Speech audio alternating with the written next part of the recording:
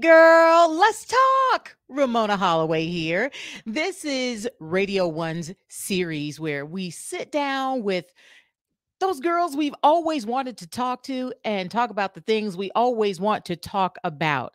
And today I'm talking to two women who remind me a lot of me in the best possible ways because they're daughters, they're carers, they're single, and they're doing it long distance.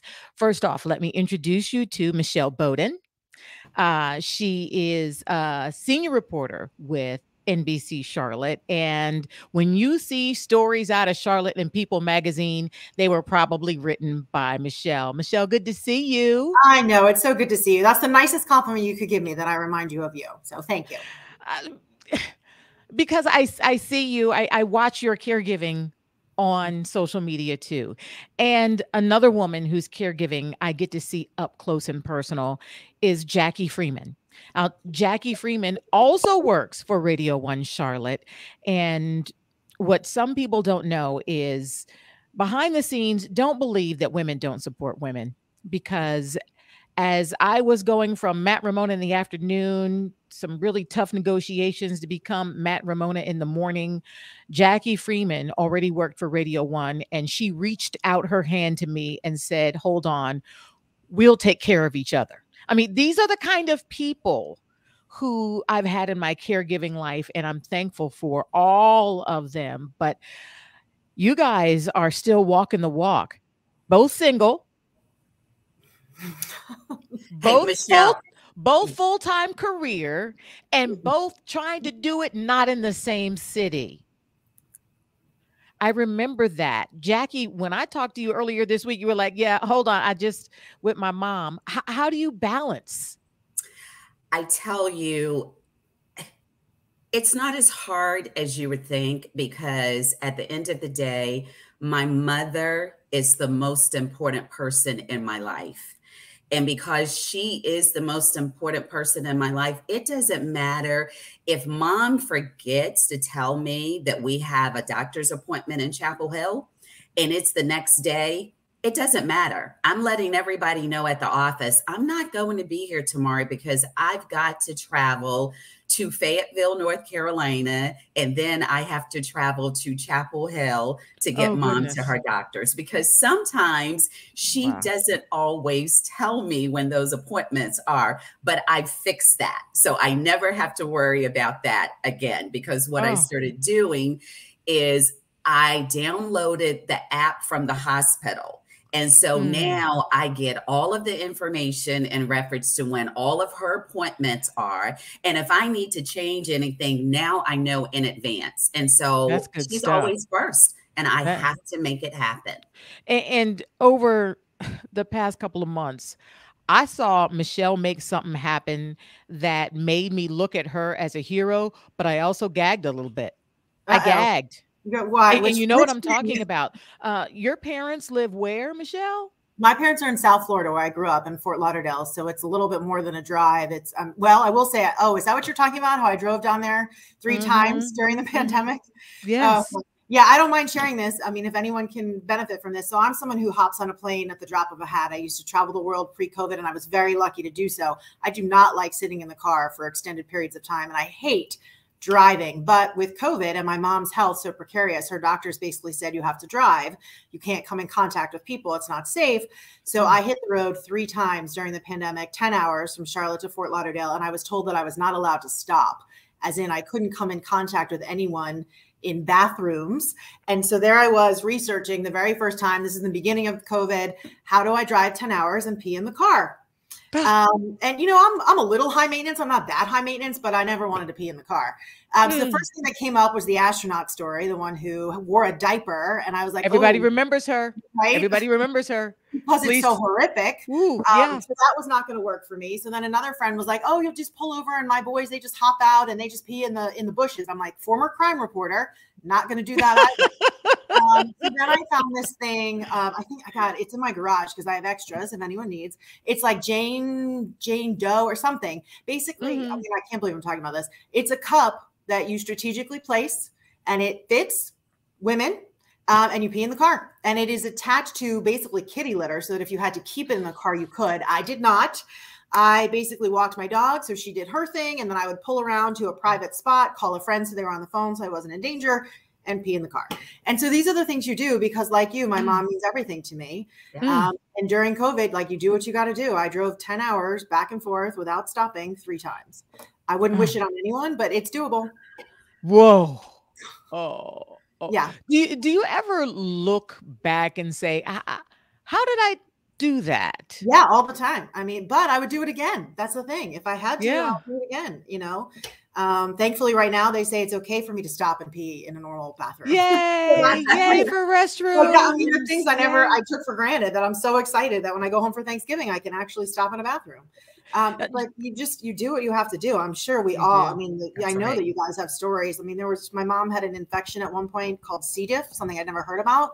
It's nasty and it's contagious and it produces nasty stuff. And there I was, you know, everyone thinks I'm so glamorous, cleaning up infectious stuff that was coming out of my mom, because that's what you do. Yeah. That's what you do. Yeah. Jacque, your attitude is just, it's a light. Are you just a positive person, or was there a point where you were like, were you ever scared or anxious or confused about the changing roles? Absolutely. I will honestly say all of that. But what I will say too is I have an older brother who is just as helpful as I am. He lives a little closer to mom, but what was really frightening for us is we lost our dad in 2010, and my parents had been married for 46 years. Oh. And it was that time in 2010 that we started to see my mother's health decline, because you know what? She didn't want to exist anymore. Oh, the love of her the life love was story. no longer here. And it was then that we started to see things happen, and she was forgetting things. You know, I mean, she would leave keys in the door overnight, and all of those things. And some of that is just grief. That's some right. of that is just grief. It was grief. It was a whole process of it. And she literally made herself sick in that process. And it was that time that I said, okay, I have to go home every single weekend.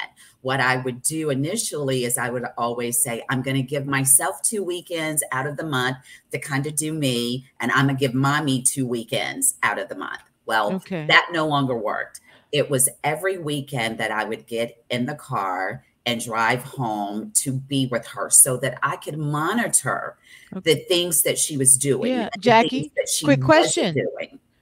Jacque. Yes. I know you're single. Can I get in your business? Yes, you can. Because I have to know what this does to your love life. or is it, I mean, if every weekend is a mama weekend. That's right. You said it. You're also choosing your mom over your love life? Yes. And yes, I have made that choice. Now, I'll be honest with you. Sometimes my mom says to me, no, I want you to do you. No, I want you to be married, because, you know, moms look at their daughters and they look at it that way. But for me, it was, mom, you're first. And so anybody that I would meet and start to date, I would explain to them what was first in my life. They had to understand that. And I didn't have the time and don't have the time to really give them. And I wanted them to make that choice, because I didn't want to make that choice for anyone. So I have remained single because of that. But I have great friends around me. I have great male friends that will call. Do they have any friends our age? Am I veering off into the wrong territory here? That's the next series. That's not this one. You know, but you need that circle. And so when I want to go out to dinner with someone, or if I want to do a concert with someone, you know, even if I want to travel with someone, I have friends that I can ultimately do that with. And it helps me to be able to be even more loving and more patient and more understanding with my mom. Yeah. Now, Michelle, you're also single. You are a freelance writer. We mentioned for People Magazine, senior reporter with WCNC. I've seen you everywhere. What happens when it's time for you to just hop on the road and drive 10 hours? I mean, what does that do to your career? Because media is very competitive. It's a hungry animal that has to be fed all of the time.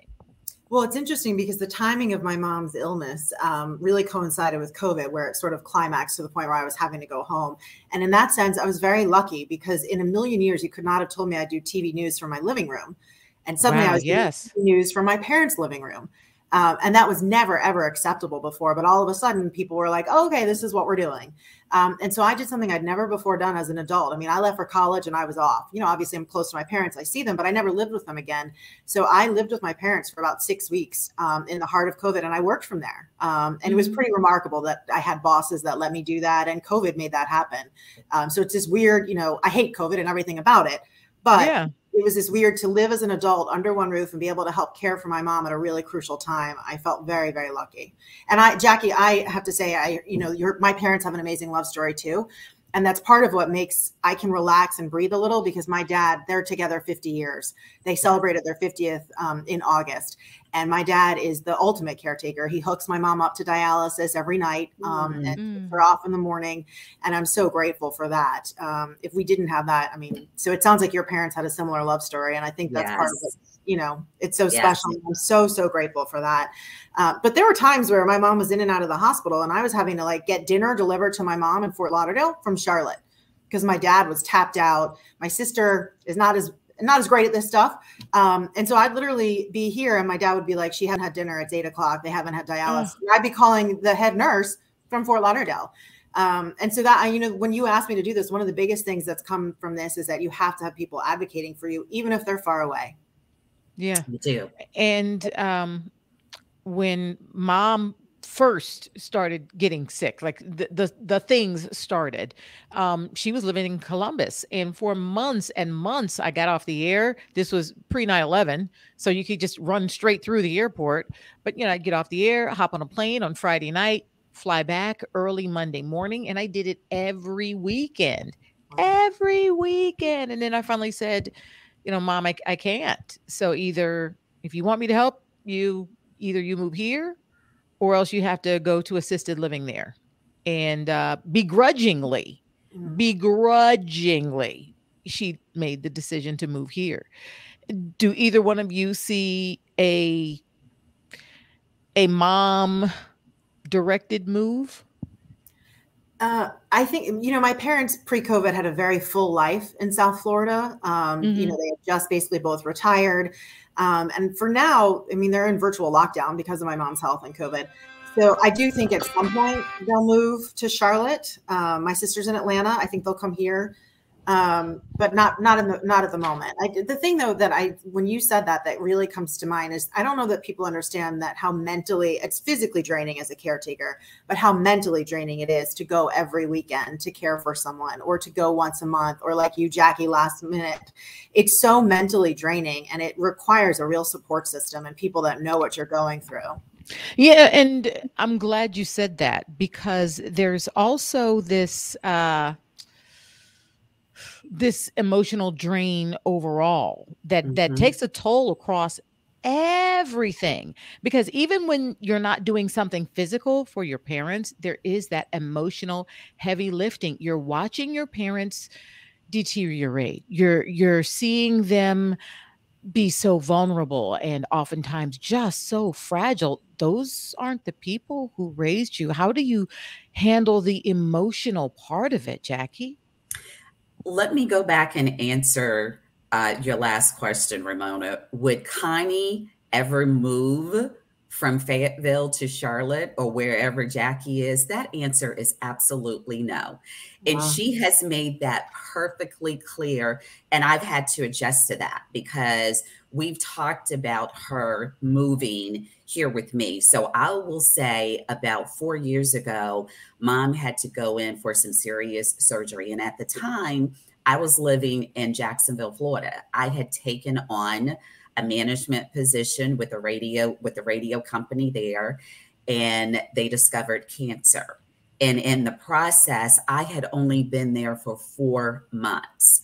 And the first conversation was, Mom, will you move to Jacksonville?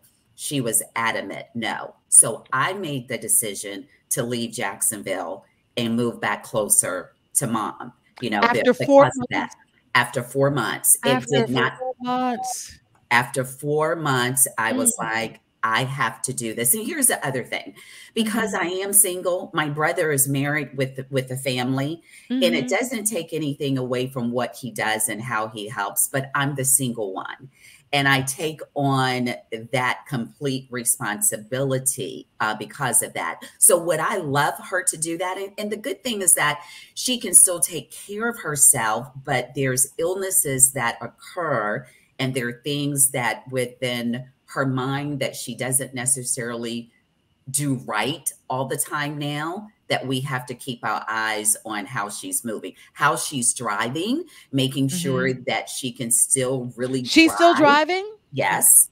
Yes. And so Go we mama. but I monitor this on the app.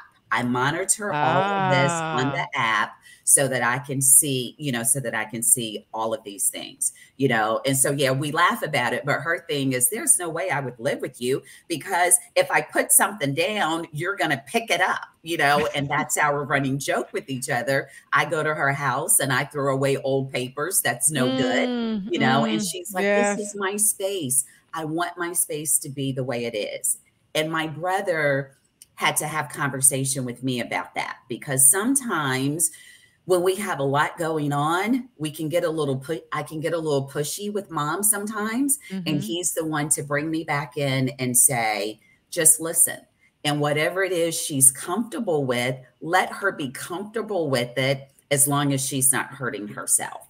And so that's where my emotional support comes from, you know, because without that, my emotions are all over the place, because ultimately I'm thinking, unlike Michelle, this is my last parent. You know, what am I going to do, you know, when Mom is no longer here with me? And so those emotions just take me over all the time. And I'm always like, I have to take care of her the best way that I can, because that's what she did for me. So I have to do the same thing. I tell you, one of the gifts, you talked about the gift of COVID. One of my gifts of COVID was I was in lockdown with Mom for the last year of her life. And I shared her with other people, and then people started sharing their mother-daughter love stories with me. Mother-daughter love stories are amazing, are absolutely amazing. Where does your support come from, Michelle? I have amazing friends. Let's high five that.